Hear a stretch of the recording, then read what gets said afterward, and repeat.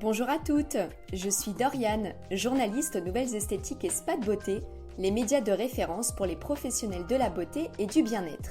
Vous écoutez Objectif Réussite, le podcast 100% terrain, pensé pour celles qui veulent faire évoluer leur institut avec clarté, ambition et sérénité. Dans chaque épisode, j'accueille un expert du secteur pour creuser ensemble une problématique concrète que vous rencontrez au quotidien en cabine.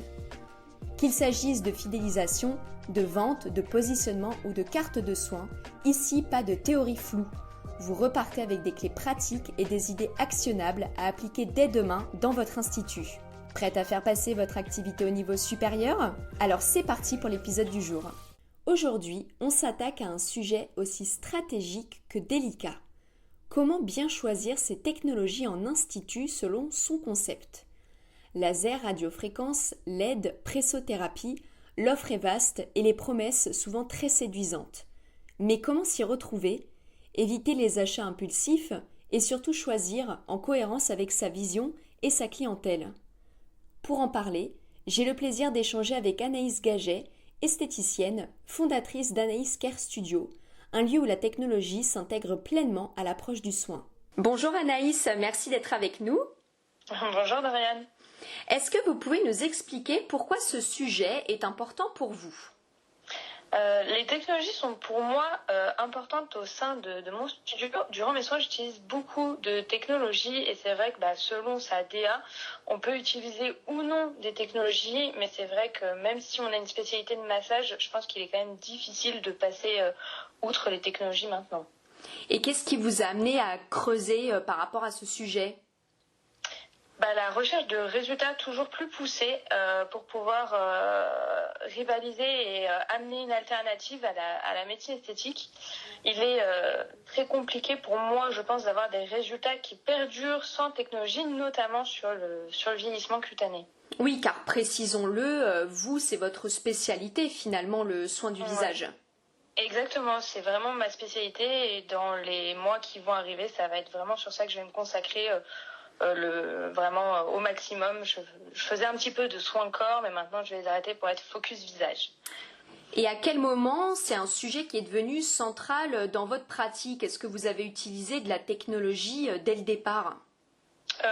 Oui, dès le départ, avec des LED, avec des micro-courants, et c'est vrai qu'après le Covid, il y avait déjà beaucoup de personnes qui ont commencé pareil à faire beaucoup de soins à la maison, et c'est vrai que c'était pas forcément évident, je pense, de recapter ces personnes-là après en institut, parce qu'elles se disaient si j'ai mes LED chez moi, ça sert à rien que j'aille voir une professionnelle ou un professionnel, et je pense que c'est sur ça qu'il faut faire la différence, sur les différentes techniques et technologies qu'on peut avoir, et vraiment se dire que c'est les soins qu'on fait, elle peut pas le refaire chez elle ou chez eux à la maison tout seul. Et alors finalement, quels sont les critères nécessaires à prendre en compte pour choisir ces technologies ? Pour choisir sa technologie, il faut déjà y croire. Voilà, faut déjà être convaincu de la technologie dans laquelle on veut investir. Ça peut un peu paraître bizarre dit comme ça, mais c'est hyper important. De choisir des marques vraiment qui sont pionnières dans leur catégorie, vraiment prendre des marques où il y a beaucoup de résultats, avoir des recherches scientifiques, etc. Il faut faire attention aussi aux consommables des machines. C'est vrai que souvent on se lance dans une machine et il y a beaucoup de consommables derrière et on ne fait pas forcément attention. Il faut éviter de prendre vraiment une technologie juste parce qu'elle est à la mode. Souvent quand on prend quelque chose qui est à la mode, on ne sait pas parce que nous on a fait notre propre recherche dessus, on le prend juste parce que c'est à la mode. Prendre un maximum d'informations avant d'investir. Vraiment, il faut aller gratter au maximum d'infos auprès des commerciaux parce que sinon, derrière, on peut se dire qu'on a investi en quelque chose qui nous plaira pas finalement. Avoir une technologie avec laquelle on peut travailler sur plusieurs problématiques. Je pense que ça peut être pas mal parce qu'il y a beaucoup sinon de technologies qui sont un peu dormantes dans les instituts et ça, c'est dommage parce qu'il faut faire rouler nos technologies et nos machines. Il ne faut pas les laisser dormir à rien faire. Et je pense qu'avoir vraiment une bonne formation par les fournisseurs, c'est hyper important pour bien savoir utiliser la machine et bien la vendre aussi par la suite. Et avoir des rappels de formation quand même assez régulièrement. Je pense que c'est important. Et quand vous dites qu'il faut choisir une technologie dans laquelle on croit, il faut la tester, la technologie ? Ah ouais, C'est hyper important. Si on teste pas la technologie dans laquelle on investit, je vois pas comment derrière on peut la vendre et en parler. Hein. Moi, je sais que quand j'ai investi dans Hydrafacial, j'ai même ma maman qui est au final mon cobaye favori, qui a testé carrément à ma place, vraiment en tant que cliente, comme ça il n'y avait pas de biais. Elle a testé pour moi, elle m'a dit ok, franchement je valide. Je suis allée moi-même tester Hydrafacial chez quelqu'un qui le faisait, donc pas dans le centre Hydrafacial qu'ils ont dans Paris, dans leurs locaux, pour vraiment me faire mon propre avis. Ouais, je pense que c'est super important de bien tester la machine dans laquelle on va investir. Et quand vous dites de favoriser les marques qui sont pionnières dans leur catégorie, ça, comment on le fait pour le vérifier? Parce que finalement, il y en a qui s'inventent un peu une histoire qui date, histoire familiale ou autre, et ça peut être finalement que du marketing. Donc comment on fait pour ne pas être prise au piège? Je pense que maintenant, c'est vrai qu'on a quand même la chance d'avoir des réseaux, peu importe sur quel canal, mais je pense qu'il faut essayer d'aller soi-même chercher beaucoup d'informations et pas juste s'arrêter au site des revendeurs ou de la marque en elle-même, et essayer d'aller gratter au maximum d'infos, voire même des personnes qui sont peut-être pas très contentes de ces technologies-là, mais avoir vraiment des avis, tous les avis possibles et inimaginables. Je pense que c'est la meilleure façon de se faire son propre avis sur une technologie. Hein. Et quand vous dites qu'il faut prendre le maximum d'informations avant d'investir, vous, par exemple, quelles ont été ces informations? C'est vrai que dans n'importe quelle technologie dans laquelle j'ai pu investir, et même dans celles qui vont arriver d'ici quelques mois au studio, j'essaie vraiment d'aller prendre le maximum d'informations, comme j'ai dit, sur toutes les plateformes possibles pour me donner vraiment mon propre avis et pas avoir juste la fiche technique de la machine. Vraiment, j'essaie de savoir comment elle fonctionne, quitte même à poser des questions à d'autres professionnels. Je sais que pour l'une des technologies dans lesquelles je vais investir à la rentrée de septembre, je suis allée demander à une esthéticienne belge son avis sur la machine. Elle m'a gentiment répondu que elle était très contente de la machine, etc., etc. Mais faut pas hésiter. Je pense qu'il faut y aller bien sûr de façon toujours bienveillante quand on va discuter avec d'autres professionnels. Pas juste essayer de gratter de l'information pour gratter de l'information.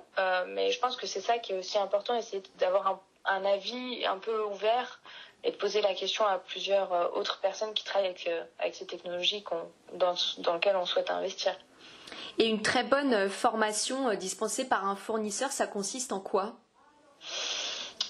Déjà de bien vous expliquer comment fonctionne la machine, que vous soyez vraiment le plus à l'aise possible quand vous allez l'utiliser. Moi, je sais que quand j'ai investi dans Hydrafacial, c'était la première fois que je faisais de l'hydradermabrasion. Avant ça, j'avais pas eu du tout de machine du coup à abrasion en milieu humide. C'était la première machine que j'avais et on m'a formé vraiment sur place pendant toute une journée. J'ai eu même après d'autres formations pour vraiment bien me dire comment utiliser cette machine-là, parce que c'est pas forcément évident des fois au début quand on utilise principalement ses mains qu'une machine. Et c'est vrai que c'est important, je pense, de bien prendre le temps d'être bien formé et de bien vous expliquer comment fonctionne la machine pour pouvoir après vous l'appliquer le mieux possible en soins.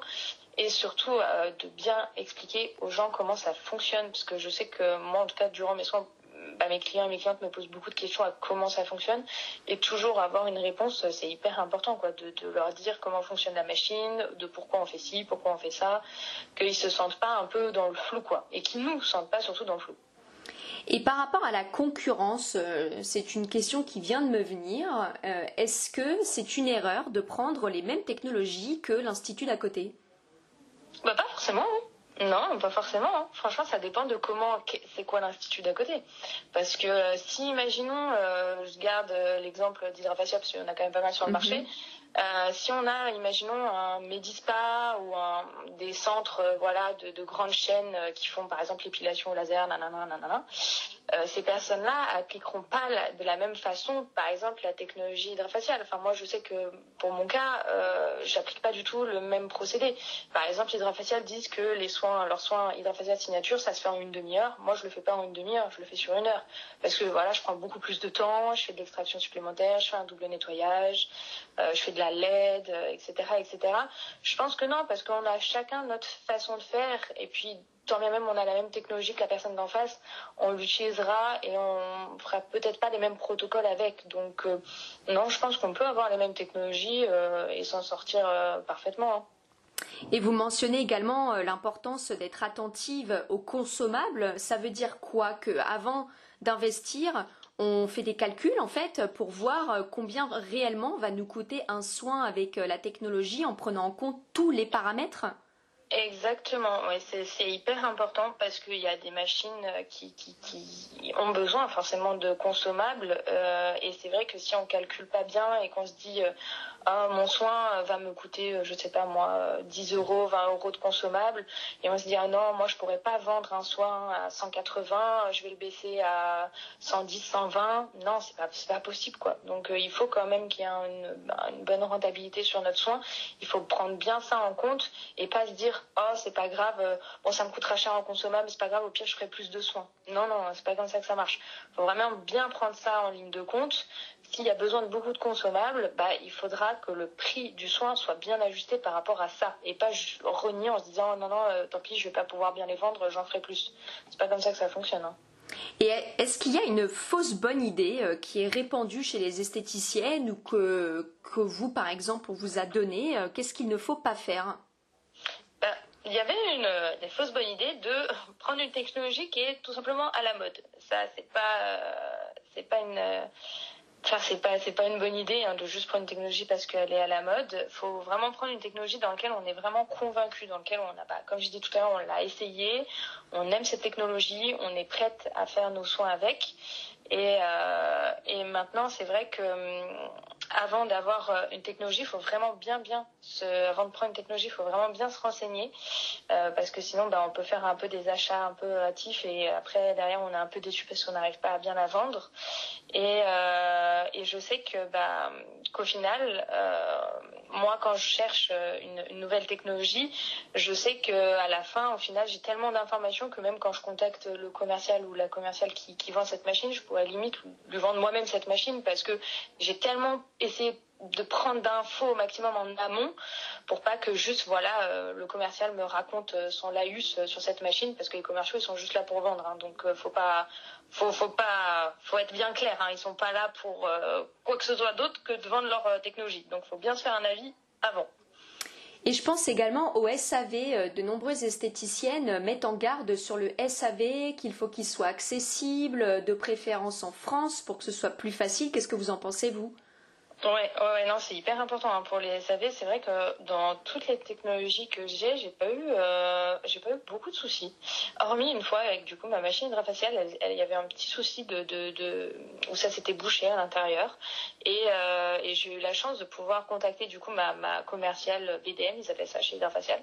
Et en 24 heures, j'ai eu quelqu'un qui est venu me remettre ma machine d'équerre et sans aucun problème. Enfin, je veux dire, si on a une technologie et qu'on peut pas l'utiliser parce qu'elle est en panne et qu'il faut attendre, je sais pas, 3, 4, 6 mois pour avoir des pièces, mais c'est impossible en fait. Enfin, je veux dire, vous avez investi des fois entre 20, 30, 40, 50 000 euros dans une technologie, c'est pas pour la regarder. Donc clairement, faut que ça soit fait le plus vite possible et oui, le mieux possible, c'est en France, comme ça va au plus vite. Et qu'est-ce que vous pensez des technologies qui sont reconditionnées ou d'occasion? Parce que quand on est esthéticienne, ou peut-être notamment quand on se lance, on n'a pas forcément toujours les moyens d'investir. Qu'est-ce que vous en pensez? Moi, je pense que c'est une bonne idée. Hein. C'est les technologies qui sont, c'est comme les téléphones quand ils sont reconditionnés, ça peut être pas mal parce que du coup c'est moins cher. Par contre, il faut faire attention justement s'il y a toujours des garanties dessus. Ça dépend par qui c'est vendu. Si c'est vendu par les fabricants de la machine ou si c'est vendu par d'autres professionnels, c'est vrai que les garanties seront pas les mêmes. Donc ça dépend aussi de l'investissement de la machine. Moi, je pense que sur quand même des grosses sommes, faut faire attention. Moi, je dirais qu'à partir déjà de 30-40 000 euros, je pense qu'il faut faire attention à si on achète une machine reconditionnée, faut qu'elle marche vraiment, vraiment bien. Ou alors, faut que derrière, il y a un SAV qui soit au top du top si c'est les fournisseurs qui la revendent. Mais en dessous de ce prix-là, on peut très bien, oui, racheter d'autres machines à d'autres professionnels. Si les machines ont été bien entretenues, etc., normalement, oui, ça pose pas de problème, c'est une bonne idée. Et le CE médical, c'est aussi quelque chose qui est essentiel quand on fait l'acquisition d'une technologie, quand on est esthéticienne. C'est vrai que c'est hyper important, le marquage CE. C'est vrai qu'il y en a beaucoup qui l'oublient. Moi, je le vois parce qu'il y a beaucoup de personnes qui achètent leur machine et leur technologie en Chine, notamment sur des sites comme Alibaba, etc. Faut faire attention parce que quand il n'y a pas ce marquage-là, normalement, c'est interdit d'utiliser la machine, c'est clair. marquage CE. Donc voilà, après c'est comme on dit pas vu pas pris, hein, mais vaut mieux se méfier et sachant que voilà, on veut le meilleur quand même pour nos clients et nos clientes. Faut et à un moment donné, c'est pas en faisant en achetant des technologies à 3 francs 6 sous qu'on peut faire des soins de qualité et plus haut de gamme. Moi, c'est vraiment mon avis, donc il faut vraiment investir, c'est hyper important. Et vous, comment vous faites là, par exemple, vous parlez d'une technologie dont vous allez bientôt faire l'acquisition. Comment est-ce que vous faites pour dénicher des technologies? Est-ce que vous vous rendez à des endroits particuliers? Est-ce que vous contactez des personnes en particulier? Cette technologie, ça fait, pour vous dire, Dorian, ça fait un moment que je suis dessus. Ça doit faire bientôt 2 ans, 1 an et demi. C'est une machine qui vaut un certain prix. Elle vaut le prix d'une très belle voiture. Donc forcément, il a fallu un peu de temps avant de pouvoir l'acquérir. Mais là, ça va être le cas. Et c'est vrai que cette technologie-là, ça fait un moment que je suis dessus parce que elle est une technologie qui est une machine qui est beaucoup utilisée aux États-Unis et aussi dans d'autres pays. Et c'est vrai que j'ai fait pareil, énormément de recherches dessus, tout ce qui était possible et inimaginable en vidéo. Je crois que j'ai tout regardé sur YouTube, même TikTok, Instagram. J'ai vraiment essayé d'avoir le maximum d'informations possibles et de me dire est-ce que vraiment ça va être pertinent pour mes soins et est-ce que ça va me faire évoluer dans le temps, parce que justement c'est un gros investissement. Il faut quand même se dire est-ce que ce sera vraiment utile pour moi, et ça va l'être. Donc j'ai décidé d'investir dessus, mais c'est vrai que ça fait un moment. Voilà, j'attends patiemment. Je pense qu'il faut être patient aussi. Il faut pas être trop rapide dans les achats de machines et se dire oh, ok, j'ai vu ça a l'air bien, j'achète. Non, moi je pense qu'il faut quand même réfléchir. Il faut laisser mûrir un peu le truc et vraiment bien se dire est-ce que ce sera pratique pour plusieurs de mes soins, notamment moi par exemple en soins visage, est-ce que ce sera potentiellement utilisable dans plusieurs de mes soins ou non, ou est-ce qu'il y aura un soin dédié sur ça et vraiment ça va fonctionner de fou. Mais c'est vrai qu'il faut pas acheter ça trop de façon trop rapide. Il faut vraiment bien réfléchir, bien se poser et accumuler le maximum d'informations. Et sonder ses clientes, ça peut être utile? Ouais, ça peut être une bonne idée. Alors tout est relatif parce que par exemple moi qui suis spécialisée dans le soin au visage, j'ai eu récemment quelqu'un qui m'a dit oh mais Anaïs, pourquoi vous faites pas du head spa? Et là je dis non, en fait je fais pas de head spa parce que c'est pas ma spécialité, tout simplement. Je suis pas du tout spécialisée dans le cheveu. Le seul soin que je fais éventuellement c'est Keravive, le soin spécifique à l'hydrafacial pour le cuir chevelu, et encore je le fais vraiment à mes clients qui ont l'habitude, qu'on a déjà fait avec moi, etc. Mais voilà, c'est pas votre cœur de métier. Non, clairement pas. Je vais pas faire head spa juste parce que c'est à la mode et que non, voilà. Moi, je comprends qu'il y a des gens qui adorent faire du head spa, ils font ça sans problème. Moi, c'est le visage et voilà. Je pense que voilà, c'est important de bien séparer et de pas se laisser happer par des clientes qui disent ah j'ai vu ça, vous devriez faire ça. Non. Ça peut être intéressant de sonder ses clientes et se dire voilà, j'ai une nouvelle technologie qui m'a plu avec tel type de choses. Est-ce que ça pourrait être pertinent? Mais souvent les clients et les clientes connaissent pas forcément en fait les technologies. Enfin moi je vois bien au studio, souvent les gens ils sont un peu largués, même quand on essaie de leur expliquer ce qu'on va leur faire sur le visage, ils comprennent pas forcément tout. Donc ça peut être sympa si jamais vous avez des personnes qui ont été plus ou moins dans le milieu, voilà, ça peut être intéressant de les sonder à ce niveau-là. Mais après c'est vrai que sinon le champ des possibles est vraiment très très large avec nos clients. Et à l'étranger, ça peut être intéressant aussi, comme vous le disiez, de regarder ce qui se fait, mais alors par contre dans la mesure où ça reste autorisé en France. Ouais, c'est ça le truc, c'est que souvent, nous, notre législation française, elle n'est pas du tout la même qu'aux États-Unis, qu'en Angleterre. C'est vrai qu'en Europe, c'est très différent des autres pays, et notamment en France, parce qu'on est très restreint par le corps médical. Donc, il faut faire hyper attention, parce que je sais qu'il y a des gens qui se laissent un peu happer et à se faire revendre des machines comme ça, alors que pas du tout. En fait, il n'y a juste pas le droit. Par exemple, les machines à micro-needling fragmenté, c'est avec la radiofréquence. Ça, par exemple, c'est interdit pour nous. Mais il y a des gens, des fois, on les voit passer sur des sites, on se dit on peut l'acheter, donc on l'achète. Mais c'est pas pour autant qu'on a le droit de l'utiliser. Donc toujours vérifier la législation. Exactement, toujours bien vérifier la législation quand même, c'est hyper important. Bon, voilà, c'est aussi très sympa de regarder ce qui se fait à l'étranger, mais quand même toujours bien vérifier. Merci Anaïs pour tous ces conseils qui sont hyper concrets, la vision très lucide que vous avez sur le choix des technologies en institut. Donc on retient finalement une idée forte, c'est qu'il ne faut pas laisser dicter ses choix par la mode, mais prendre le temps d'aligner chaque technologie à son positionnement, à ses convictions et à l'expérience qu'on veut faire vivre à ses clientes. Si certaines esthéticiennes sont intéressées par votre démarche et aimeraient peut-être vous contacter, échanger avec vous, comment elles font? Elles peuvent très bien me contacter sur mon Instagram, c'est Anaïs Care Studio, mon compte Instagram. Donc si vous avez des questions, faut pas hésiter, j'y répondrai si jamais, voilà, avec grand plaisir. Bah oui, parce qu'il faut pas négliger le réseau entre esthéticiennes, se soutenir et pouvoir échanger entre vous, c'est hyper important. Merci beaucoup Anaïs. Merci Dorian. Si ce format vous plaît, pensez à vous abonner et à découvrir nos autres épisodes d'Objectif Réussite. Des astuces, des méthodes, des outils, toujours pensés pour vous, esthéticiennes et pros du bien-être. À très vite dans un prochain épisode.